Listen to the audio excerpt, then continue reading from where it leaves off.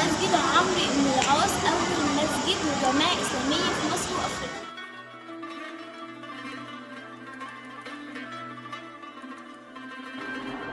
ايه المبنى ده يا ماما؟ ده مسجد عمرو بن العاص.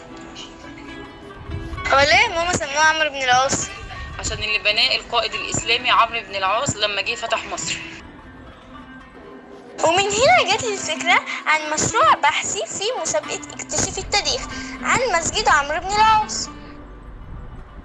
يقع جامع عمرو بن العاص بالفسطاط بحي مصر القديمة، فبعد فتح الإسكندرية أرادها عمرو بن العاص عاصمة لمصر، فأمروا عمر بن الخطاب رضي الله عنه أن ينزل للمسلمين منزلا لا يحول بينه وبينهم نهر ولا بحر، فاختار مكان فسطاطة ونزل هناك، فسميت البقعة باسم الفسطاط.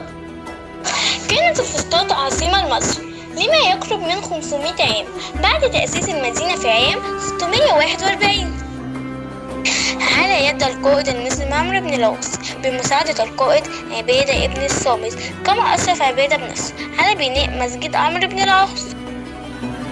تعد الفسطاط اليوم جزءا من القاهرة القديمة مع وجود القليل من المباني المتبقية من أيامها كعاصمة. أما عن أشهر أسماء المسجد، اشتهر مسجد عمرو بن العاص وبعدة أسماء وأطلق عليه العديد من الألقاب، منها الجامع العتيق وتاج الجوامع ومسجد الفتح ومسجد النصر وجامع مصر. وقد أسس المسجد في غارة محرم 20 هجريا 641 ميلاديا، وتم افتتاحه في 21 هجريا 642 ميلاديا.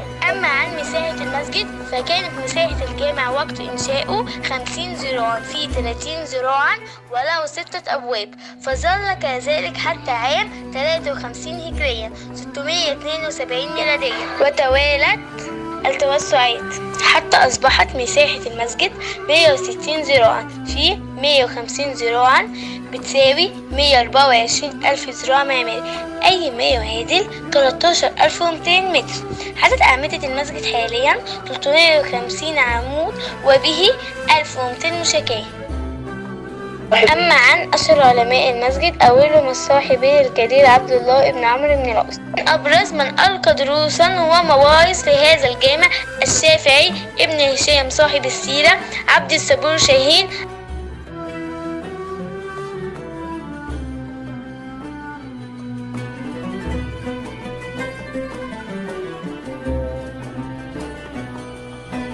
جامع سيدنا عمرو بن العاص ده بناه الصحابي الجليل سيدنا عمرو بن العاص سنة 21 هجرية، وحدد محرابه 100 من أصحاب النبي صلى الله عليه الصلاة والسلام. وأول من جلس للفتية في جامع سيدنا عمرو سيدنا عبد الله بن عمرو بن العاص الصحابي الجليل، ومن بعده الإمام الشافعي والإمام الليث بن سعد والإمام ابن حجر العسقلاني. لا ده محمد حسان مش إمام، ده شيخ. محمد حسان ده بنت حاجة تانية خالص. دول الأئمة الكبار يا حبيبتي. في حاجة اسمها الأئمة الكبار. دول والإمام ابن حجر العسقلاني والإمام العز بن عبد السلام زي ما قلنا دلوقتي، دول كانوا أئمة جامع سيدنا عمرو.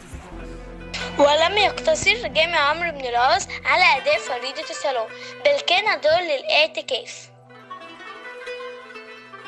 ايه؟ اسمك كام؟ عندك كام سنة؟ 11. الجزء كام؟ الأول. الجزء الأول.